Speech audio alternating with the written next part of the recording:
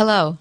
You are listening to In Conversation with Sheila Bender, discussions on writing and the writing life. Today we have with us in the studio Beverly West, who was born in San Francisco and has lived in Paris and New York, and now is a Bainbridge Island resident, long-term. She was awarded a Washington Poets Association William Stafford Award and has had a poem of hers awarded by Bumbershoot Arts Festival. She also, in one of her careers, taught for 30 years at Seattle Central College. She was teaching ESL. She has read several times in Paris at Shakespeare and Company Bookshop and has produced a book of poetry and short fiction, For All the Wrong Reasons. And just recently, that's the title, by the way, she didn't produce it for all the wrong reasons. And just recently, memoir, Finding My Way Back to 1950s Paris, which is the book we'll be discussing today. Her poetry has appeared in Spin, Arnazella, Orphic Lute, Exhibition, Signals, and the anthology Island of Geese and Stars. She's been a reporter for the San Francisco Chronicle and a freelance travel writer, and her articles on travel have appeared in the Los Angeles Times, Denver Post, New York Herald, Tribune, the Paris edition, and many other papers. I want to welcome you, Beverly, to the show. Thank you. It's fun to be here. And it's going to be lots of fun to discuss finding your way back to 1950s Paris. And as your title promises, I'll find my way back, too, to a romantic time. So because I know the book and because we've been able to talk about your memoir, I'd love to have you start by reading the poem that's early in the book that tells us something about your adventure. Okay, it's called Ships Cross Mid-Atlantic. March 1952. A blare from our sister Liberté. We, Ile-de-France, respond. All rush to port to wave. Others go to Paris 6 weeks, 6 months, a year. But I have a one-way ticket and a typewriter. Of course I can support myself. Salt air whets my appetite. Bouillon and a British cracker in a deck chair. Then a multi-course French meal with Brie and Bordeaux.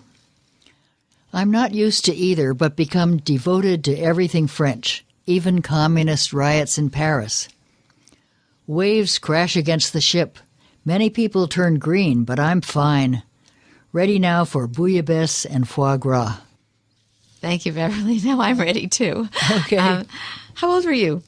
How old am I? 87. And wow. And how old were you in the time of that poem when you're headed to Paris? Oh, I was 24. I think I was 24. And you've begun to put this memoir together after many years, right? Because yes, after many years. I'd been writing little stories and sent letters home, which my mother saved. So I have all this stuff, and I finally started putting it together in a memoir. How long ago did you start? About 5 years ago. Right, so you were 82? Yeah. Well, you're going to be an inspiration to many of us who think maybe it's too late, we missed the boat, we didn't do the writing, and hopefully people will come away after our conversation feeling like they can look through their boxes of memorabilia and begin. Yes, I hope so. Yeah, the poem itself that you just read to us was written... That poem that I just read, that was probably 10 years ago. So you see, so your memories are very vivid of that time. Very vivid. Because we feel like we're on that ship with you, eating that food and not getting seasick. I hope no one does. Right, because you're too excited, so you're going to be fine. And I love that I'm fine. And I know from reading your book that you were fine. It was wonderful. Yeah. So tell us a little bit about, it's called Finding My Way Back to 1950s Paris, a memoir. Paris. Why? Oh, I could read some of my preface, actually, and tell you a little bit about that. Right. Should I do that first? That would be great. I'd love to hear more about the why. This is, how did this memoir come into being? Some of these short pieces were inspired by writing workshops over the past 40-plus years. Others I wrote as letters home to San Francisco in the 50s. Luckily, my mother carefully saved every letter I wrote back then during those 3.5 years. As you will see, this book is a collection of various pieces plus some poems. Why did I want to go to Paris in the first place? I'd wanted to go ever since I was 9 years old, since I'd learned to visualize Paris as that magical city where they danced in the streets, whiled away hours in cafes, and scribbled masterpieces on the left bank. Movies had always been a big influence for me. Just out of high school at age 18, Hollywood seduced me with The Razor's Edge, starring dark-eyed Tyrone Power, who lived on the left bank and picked up mail at the American Express, and with the background lyrics, A Small Café Mamselle. After college, the year before I went to Paris, I saw An American in Paris, which featured Gene Kelly and Leslie Caron dancing through the streets. Also, I went to operas, La Traviata and La Bohème, set in garrets with skylights overlooking the city. Even poverty seemed to be romantic in Paris. At age 24, when I finally got to Paris, I sat in cafes, lived in a garret, which was hard to find, and wrote stories.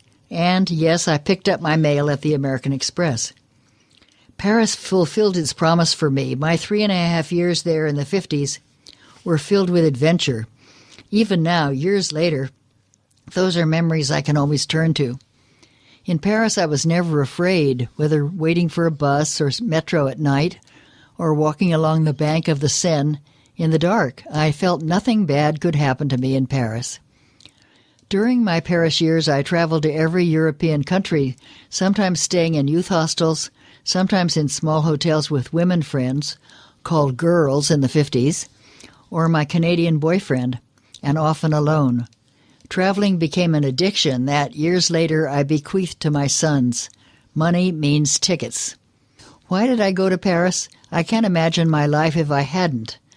Eventually, I did do the other things, married late at 39, had 2 children just under the wire, worked on the San Francisco Chronicle, and eventually became an ESL teacher for 30 years. Next best thing to traveling. I still cross my sevens, eat with my fork in my left hand, and I'm never quite satisfied unless I have a croissant for breakfast. And I've never stopped writing, with Paris as my muse, in cafes, in libraries, on ferry boats, on buses, news articles, stories, poetry, and now this book. So that tells pretty much about the beginnings. Well, it tells a lot about your spirit. Thank you. So I know that you went to school through high school in San Francisco, and then you left California for Nevada. Yes. And you studied at the University of Nevada. Yes, I did, because of the journalism department. It had an important journalism department at that time. What made it important? Well, there's a very famous man, Dr. Hildebrand, his name was, and he had a sort of well-known department. People from there got jobs all over the country, and so it sounded to me like it would be fun. And it was. I enjoyed it, yes, very much. So when you say that people from there got jobs all over the country, somehow you knew that you could get jobs in another part of the world. Yes, I guess I did. That was always there in the back of my mind. Because shortly after you graduated, or maybe you took a job somewhere in California. I took a little job for half a year in Napa, the Napa Sunday Journal, which no longer exists. And then I went from there to Paris. So you felt competent. Oh, yes. There's a scene in your book where your parents are saying goodbye and wanting to give you more money. And you go, no, I am going to make it on the money I've saved, which I believe you said was $300. Yes, I can't believe it, but I did seem to have had $300 in the bank. In 1950? In 1952.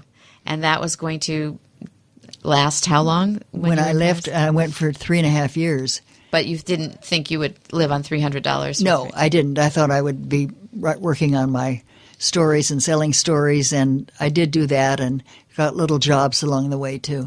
And you didn't find it hard to support yourself and live in Paris? No, I didn't. It was actually, Paris was very cheap in those days. You could get a good meal for 50 cents. Wow. So I think from your book, I know that Paris was just as romantic as you expected it to be. It was. Yeah. Can you tell us a little bit about the romance of it for you? I guess one of the things was I met a few Frenchmen and dated them. My main romance was with an American or North American, a Canadian. And we had an affair and it lasted for a long, long time until I left, really. That was romantic, but it was amazing that he was not dark and swarthy or anything, as I expected my Frenchman would be. I see. Well, why did you leave? Oh, I had to leave because I thought if I stay any longer after 3.5 years, I'll become an expatriate, and that would not be a good thing. Why, I don't know, but I just felt I should come back home. And you came back home as a journalist? Came back home as a journalist and got a very good job on the San Francisco Chronicle, which was very exciting.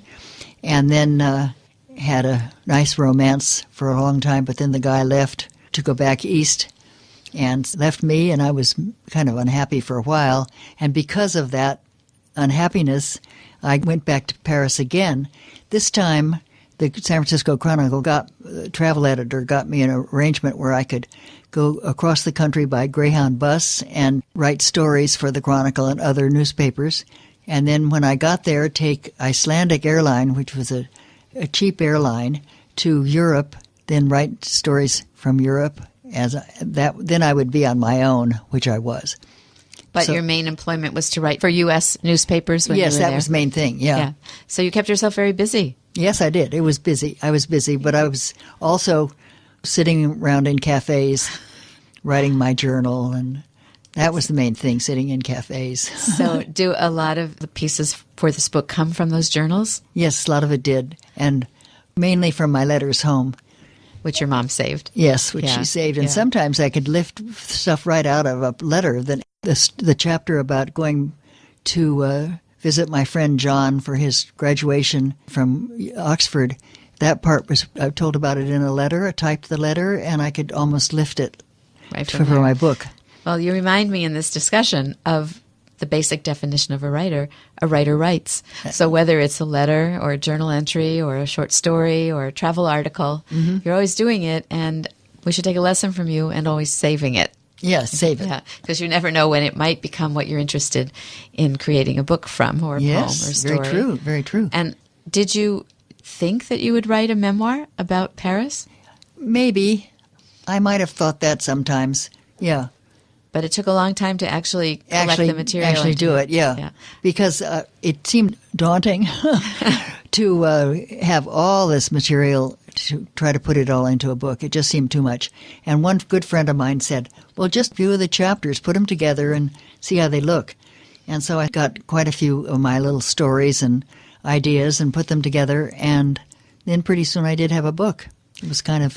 It was easier than I thought to get those, except for the fact that it was hard to be sure that something that happened at one time would not be unusual to have it happen at another time. For example, my sister came over when I was in Paris, and we had an apartment together, so I would have maybe a story about that, and then another chapter would be about she was about to come over. So I had to be sure that the about to come over chapter was before the other one. So that was quite difficult to do. Get those things. I think time in all genres, dealing with time in your book is really difficult. And you had a special brand of that problem with using your journal entries and letters home. But at least you had some dates on your letters home. I did. That's true. Yeah. I had some dates. And probably in your journal too. But sometimes. Right. So what you're saying is sometimes stories meld, maybe. And then when you have a melded story, you have to make sure that it makes sense to the reader chronologically.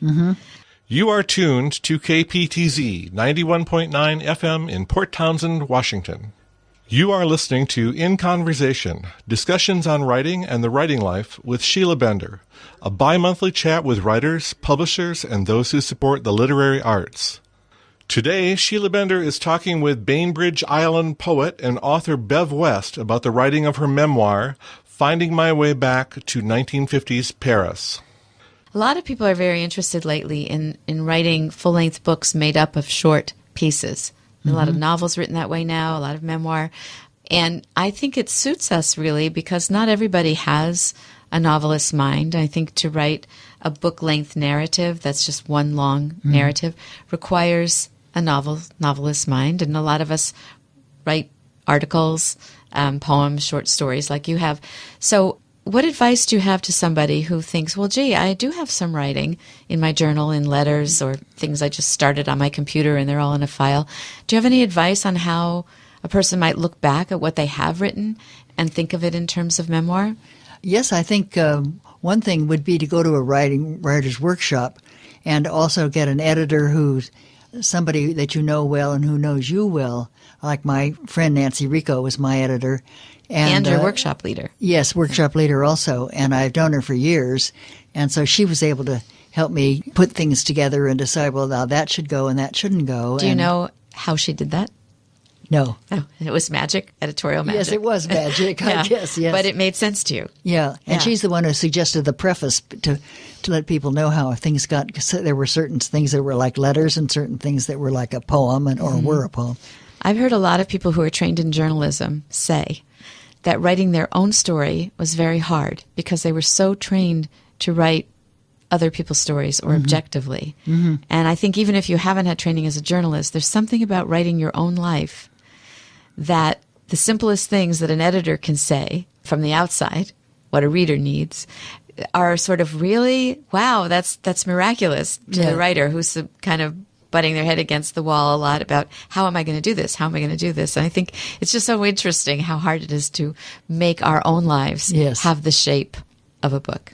Yes, and I had to try to make everything either funny or interesting. Didn't want anything to be boring. Well, I think you've certainly succeeded. Oh, well, that's good. Yeah. I mean, every time you mention, as you did in your preface, the food, the names for things, the music, the architectural places, the museums, the paintings, I mean, all of that is never boring. It's just because in the context of what you're exploring, it's magical. And I know that's one of the things that I really appreciate about the book and also the title, Finding My Way Back. You really have conjured it back. So it feels very present when you're reading these experiences from the 50s. And as a baby boomer generation myself, I find it very interesting that my generation seems to believe it invented independence. And here you are, a young woman in the early 50s. And you are going to Paris, where you know you will succeed. It's humbling for a baby boomer Wonderful. to read this. Yeah. So what else can you tell us about your book and the editorial process and the process of developing things in workshop? Well, one thing was that I have this man in the book who's an old friend, and he's gay, and I had a crush on him at one time early in my days in Paris. He's English. I thought his reticence was being English and so forth, but kind of part of me knew that he was maybe gay too. And so I have a poem about him and something. He was the one I went to Oxford to see his graduation, and I mentioned various things about him and his gayness, and I had to write him and be sure that it was all right to put these things in. He's completely out now and so forth, has a partner. Before he wrote back, I wrote him and asked him, and then he didn't answer for a couple of weeks. And then I wrote again and said, I guess I shouldn't have even suggested that. I won't even have any of that, But then our letters crossed, and or if you can cross on email. You can. And anyway, he said, of course you can write anything you want. And I wanted to check it with my partner, and we both agree. And so he was very, very open about his sexuality, and he and his partner became official partners as soon as it became legal. That was kind of interesting that I was worried about that. So you were, because of email, it was really easy to contact him. Yeah, yes. Yeah. Well, of course. I mean, I think that's an issue when we write memoir of any kind, is if we're involving facts and information about somebody else, what do we do about that? And I think the first level of what do we do is ask. And more often than not, if the writing is fully manifest and it's not just some sort of vendetta against somebody, people understand that it's your story and they figured into it. And usually they're quite delighted to read the impact and effect that they had on you. Yes. Yeah. He did seem to be. He has written me about that he seems to be likes everything that I wrote. I wrote quite a bit, too. Oh, good. So that's a happy ending to that part of your book, then. Yeah. What other things did you learn putting this together? Well, some things were much too long, and I had to cut them down. And Nancy would suggest that this part should go in front of that part, and I think it was mainly getting things together correctly, and also so that they had a interesting ending. And what I did was I did everything in my life really from 1952 to the present, when I met my current partner, or not current partner, my partner.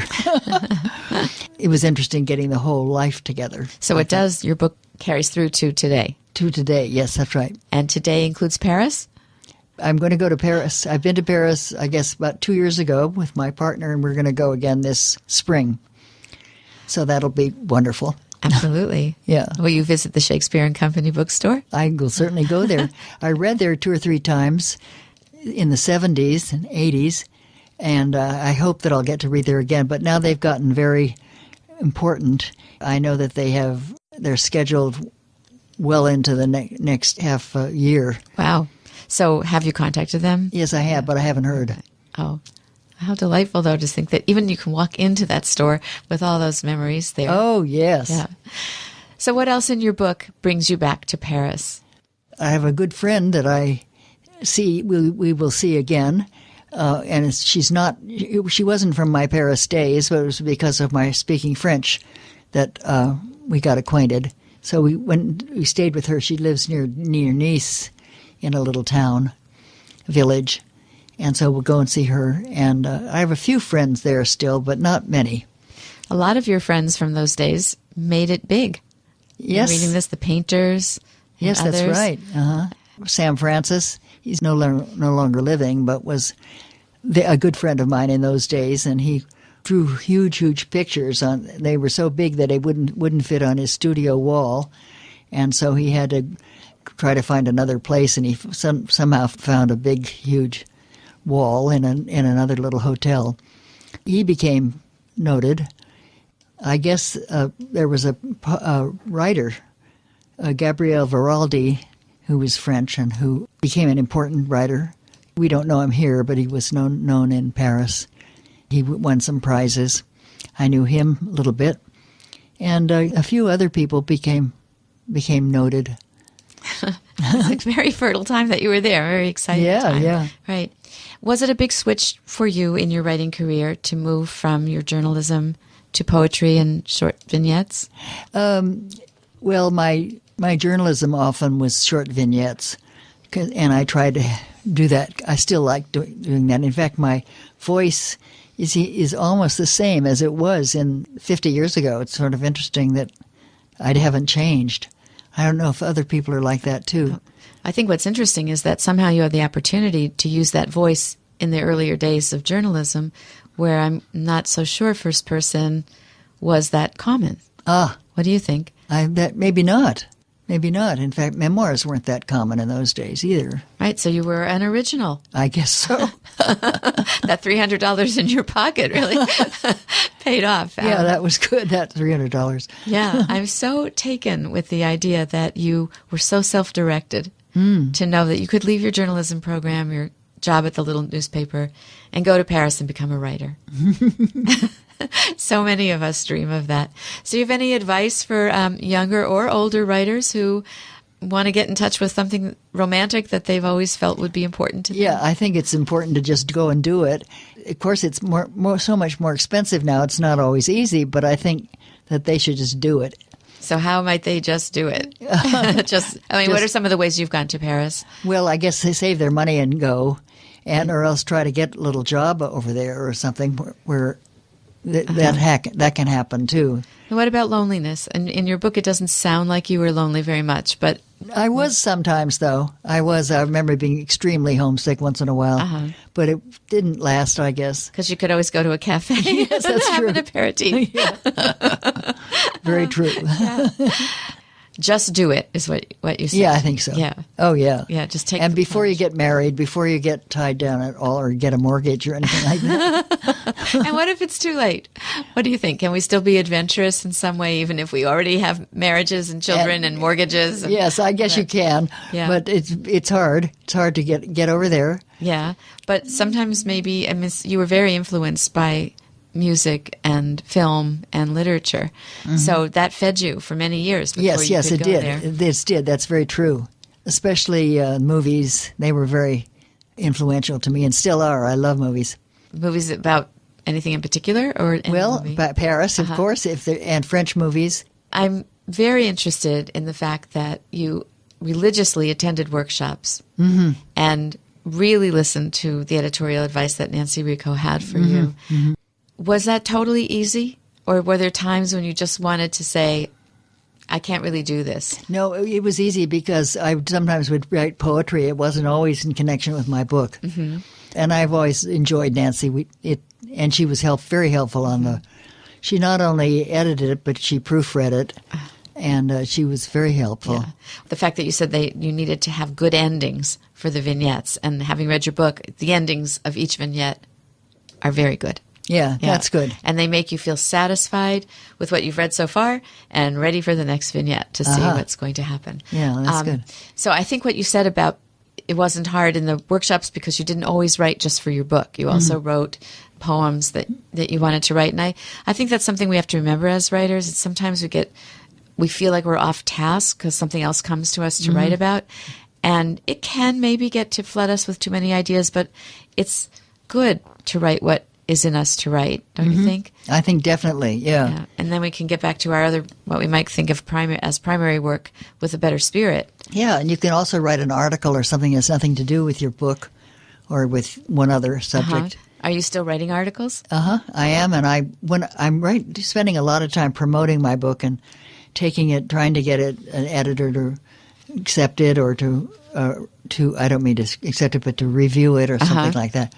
And so I'm spending a lot of time on that, but I do plan to spend more travel writing time too. So what's your intent when you're doing travel writing? What do you want the reader to get from it? I usually try to make them a little bit amusing and try to get a laugh out of it and to get them to go. To know that they'll enjoy themselves. It broadens them, of course it does, to travel, and so I think people should travel. Money equals tickets. Yeah, that's right. Well, Beverly, this has been a really fun conversation, and I admire you so much for your work, for getting to your memoir just a few years ago, to buckling down and doing the work of going through all that memorabilia, for working with an editor, for being so professional about this important book about your life and handling it as you would handle all your other assignments. So I want to wish you bon voyage on your upcoming trip. I picture you taking notes, sitting in cafes, and even though you have a partner to talk to, I think you'll have time to jot down some more information for some more stories and articles, don't you? Oh, I hope so. Yes, I plan to do that. So people can buy your book in bookstores, online. Yes, online and at Amazon now, and also at maybe at Eagle Harbor Book Company on Bainbridge, and I'm trying to get it in other bookstores too. But there's one here on right, the Imprint Port bookstore. Townsend. Yeah. So Finding My Way Back to 1950s Paris by Beverly Lehman West. I know you're going to enjoy the read, and thank you very much for coming. Thank you, Sheila. You have been listening to In Conversation, Discussions on Writing and the Writing Life with Sheila Bender. For more of Sheila's interviews, please go to Sheila's website, www.writingitreal.com/audio. In Conversation is produced by Sheila Bender and edited by Charlie Fleischman. Production coordinator is Mike Schlexer. Announcer is Kurt Vanderslice.